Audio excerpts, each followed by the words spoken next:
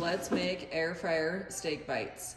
Go ahead and preheat your air fryer to 400 degrees, and you can just preheat it for 3 to 5 minutes. Go ahead and chop 1 to 2 pounds of any preferred steak into bite-sized pieces.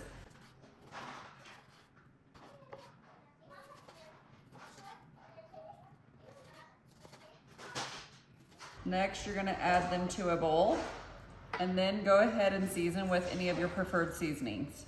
This is a mix of garlic, salt, pepper, and parsley. And then just make sure they're all coated. Now that it's done preheating, remove your basket. Spray it with some nonstick cooking spray. Go ahead and add your steak bites in. Just make sure you don't overcrowd your air fryer. Go ahead and spread them out. Place your basket back in your air fryer.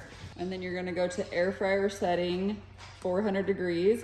And you're gonna cook these for 8 to 10 minutes, depending on how you like your steak.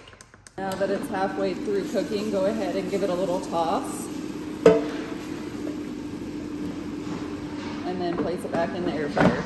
And there we go, they're all done. I'll go ahead and put the full recipe in the description below, and then follow me for more recipes.